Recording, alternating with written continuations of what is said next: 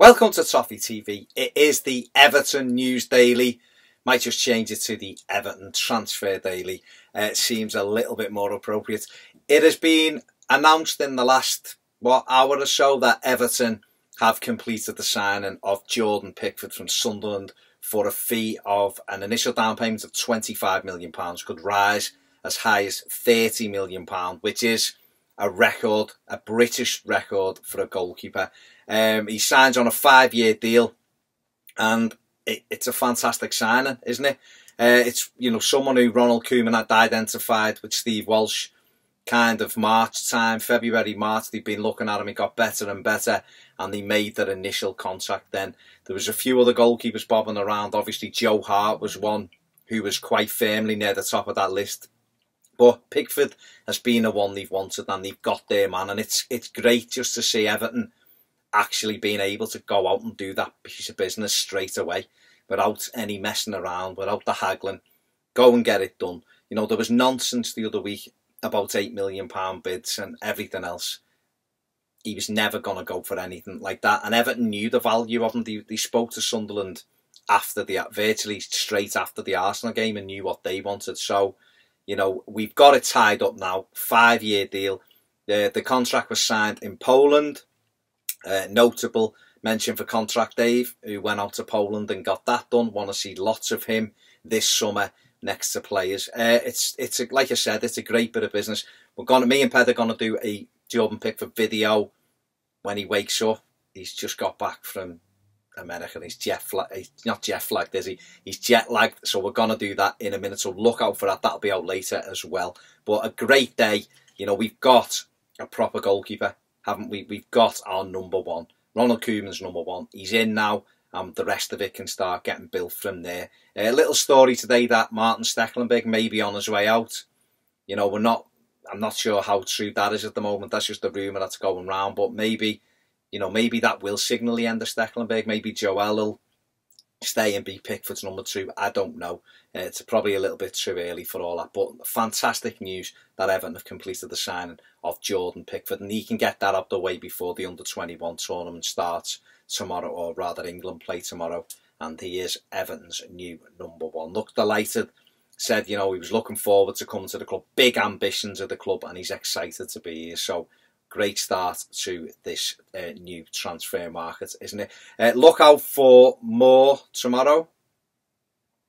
Certainly Davy Klaassen should potentially, you never want to say it, do you? But Davy Klaassen should complete his move to Everton tomorrow from Ajax. The 24-year-old Ajax captain has undergone part of his medical today, and hopefully that'll be completed tomorrow, and that'll just cap off a fantastic week for Everton, won't it? 2 big name, big money signings. Hopefully that'll put a few of the doubters to bed.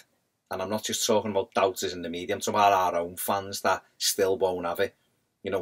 This is the start, really. We've done business last year, but Steve Walsh and Ronald Koeman have been planning this for 12 months. Let's go with them.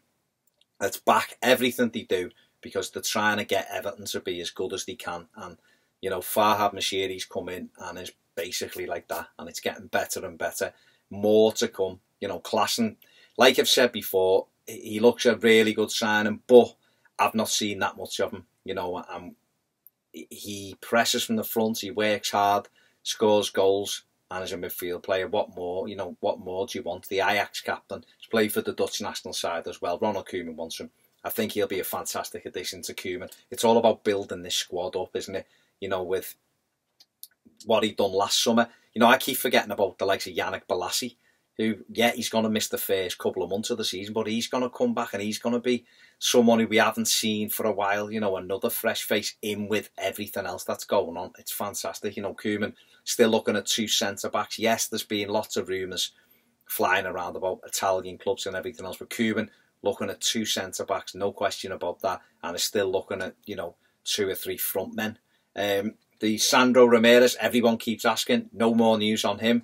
He spoke to Everton over the weekend, went away to think about his options. He's got other clubs after him. Everton have done all they can do on Sandro Ramirez. If he chooses to stay in Spain or go elsewhere, that's the player's choice. I don't think Everton can do any more than what they did over the last week to persuade the lad to come here. Fingers crossed he'll come here, but who knows what will happen. Couple of other names bandied about. And Banyang, I don't know. I don't know. I mean, he's a player. He's an unpredictable player, isn't he? He's got a lot of ability. He's got pace to burn, but he hasn't really done great at Milan. Came to Watford on loan in January. Didn't really do great for Watford. I think he played 14 games, scored 2 goals. If Everton are going after him, you've just got to trust Koeman and Walsh, haven't you, and go, you know what? If he comes off, well, whatever.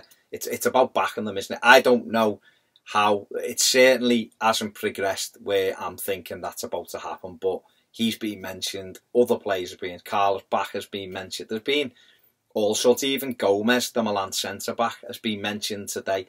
And I'm quite sure Everton, there's going to be a lot of conversations they're in. Steve Walsh is having a lot of conversations with a lot of clubs, checking availability, seeing what's good value, what can we do with this. So I'm quite sure there'll be name after name. I've just seen us linked with Dendoncker for €38 million, and you're like, you know, there's Lamini at Juventus, who I believe is in the conversation, but